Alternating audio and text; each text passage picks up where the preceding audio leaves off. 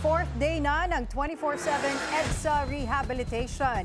Kuha tayo ng update. Balikan natin si Ian Maghanoy live mula sa EDSA Pasay City. Ian, ano na ang sitwasyon dyan?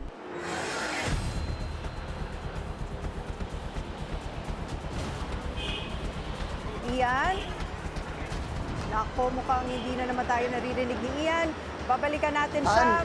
Ayan. Nagsimula na nga ang patuloy na unti-unting nagbubunga na nga ang isinasagawang 24/7 na EDSA Rehabilitation Program sa pangunguna ng Department of Public Works and Highways. Pero sa kabila ng pagbubunga ng programa na yan, ay unti-unti naman na nararamdaman na pagbigat ng daloy ng trapiko sa ilang mga parte ng EDSA. At dahil nga sa pagbigat ng mga daloy ng trapiko na sa EDSA ay nagsimula ang pagbigat ng daloy ng trapiko na to dahil sa mga asphalt overlaying operations at road blocking operations.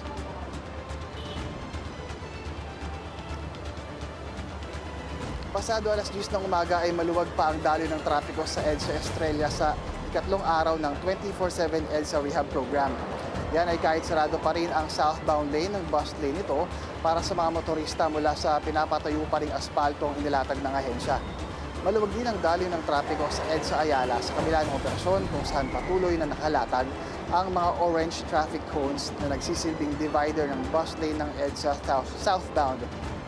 Sa EDSA Magallanes, southbound flyover naman ay isang lane lang muna ang nadadaanan ng mga motorista kaya't may kabagalan naman ang daloy ng trapiko. Patuloy pa rin kasi ang mainit na paglalatag ng aspalto pagbaba ng mga sasakyan sa flyover. Gamit ang modern asphalt overlaying heavy equipment at asphalt flame torch, pinagtulungan ng DPWH na tapusin ang proyekto. Mabigat din ang daloy ng trapiko sa EDSA Taft Avenue southbound dahil sarado pa rin ang dalawang lane mula sa operasyon dahil hinuhukay pa lamang ito sa tulong ng backhoe. Patuloy din ang nararanasang mabigat na daloy ng trapiko sa northbound lane ng EDSA Ross Boulevard, gayong dalawang inner lane ang nanatiling sarado mula sa operasyon. Dahilan para maging limitado ang ginagalawan ng traffic flow.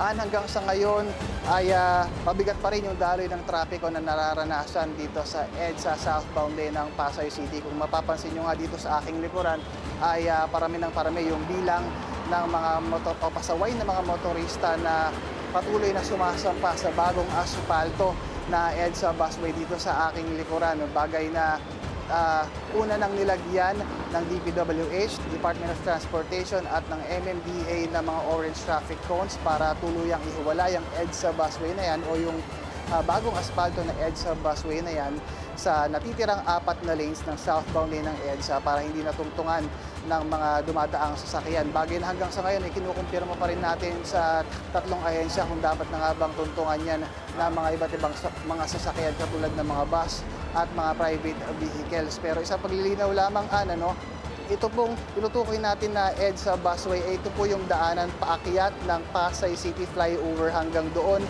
sa Makapagal naman. At kung mapapansin nyo naman dito sa left side of your screen, sa kabilang lane ng EDSA, ito po yung northbound lane ng EDSA ay maluwag na maluwag yung daloy ng trapiko dahil ito yung parte ng EDSA na hanggang sa ngayon ay hindi pa rin sinisimulan yung 24/7 na EDSA Rehabilitation Program. At yan muna ang latest mula dito sa EDSA sa Pasay City. Ann?